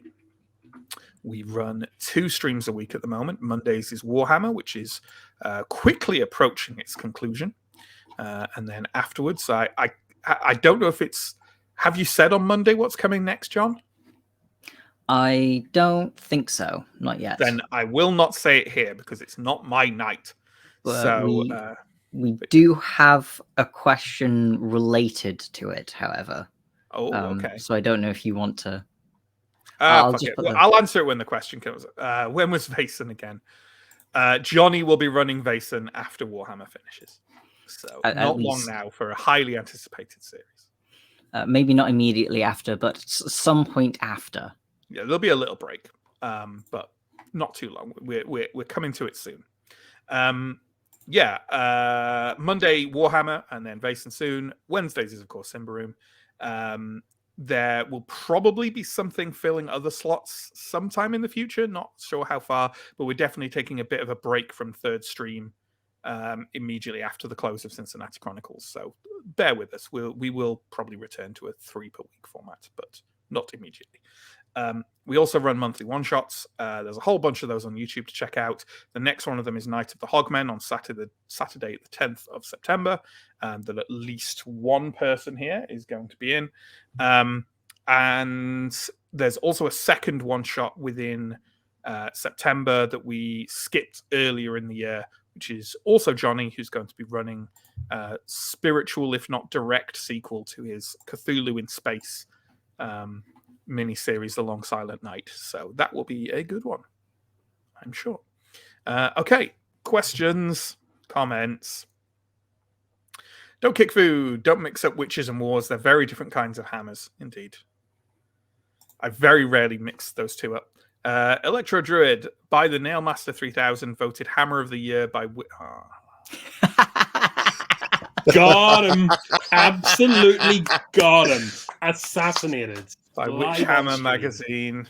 Yes. Matt right now is so wishing he'd had the board just target Elindra the whole Just fight. ripping everyone apart. I'm not sorry. Azimuth, gold teeth are almost like lumpy coins. Sure. Yeah. Spiky on one end, lumpy on the other.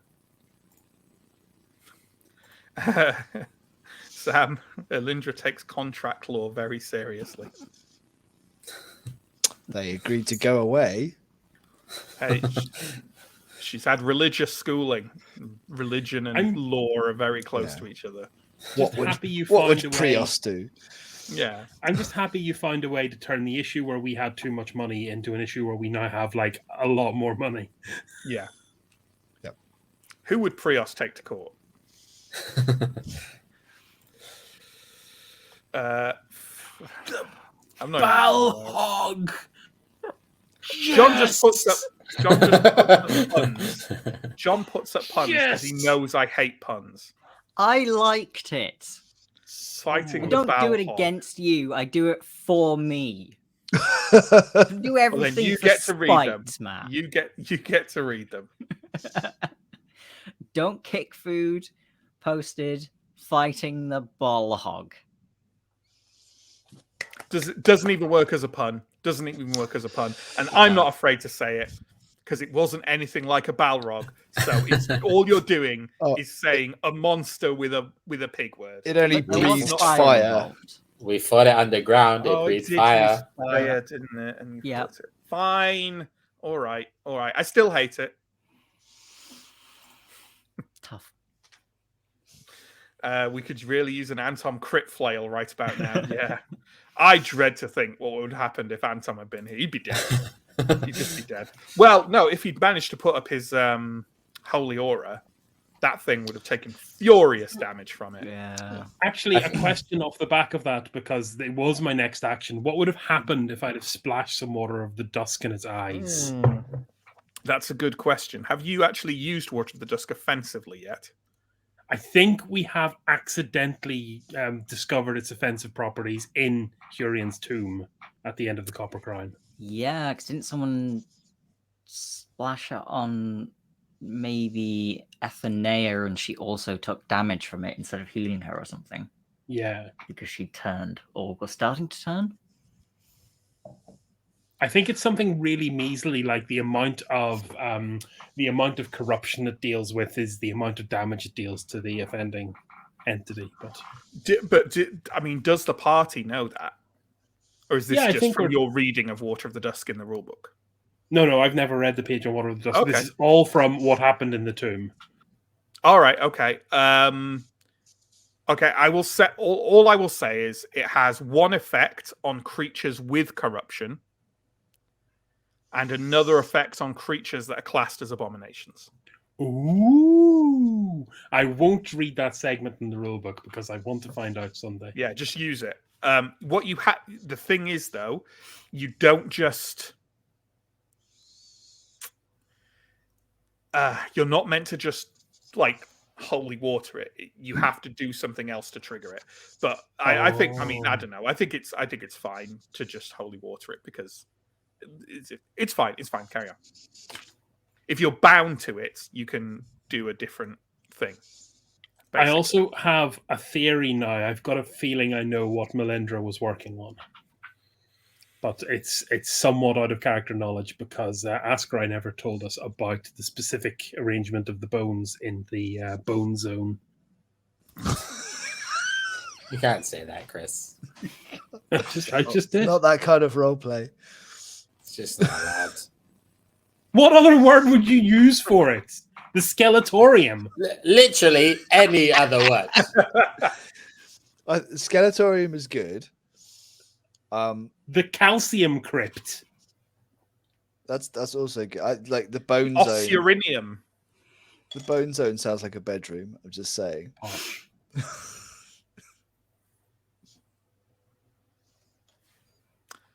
Moving slowly on. Steve, has Chris grown attached to Steo yet? I don't know. He looked pretty cheery when he was rolling those death rolls. One day I'll get shot of this cop with a stick. What else we got, John? That is, well, I also like this one. Congrats. You won a chest of dust. Yeah, for a moment there, eh, Sam? For a moment there. I was very disappointed with the first chest. I don't like these loot crates. I don't know if you'll tell us this, but I know I failed my vigilant. Was there anything else to find? Do you want me to? I'll tell you if you want to know. I would love to know. You'd love to know? Yeah. You missed nothing. Thank God. Esports. Sorry, And Chris, that's your line, isn't it? It is That is Chris's my line. And on that note, thank you for joining us, everyone. We hope you enjoyed. Take care and stay safe out there. And I will see you not next week. We have next week off, but the week after with this wonderful crew of players as always. So yeah, farewell. Farewell.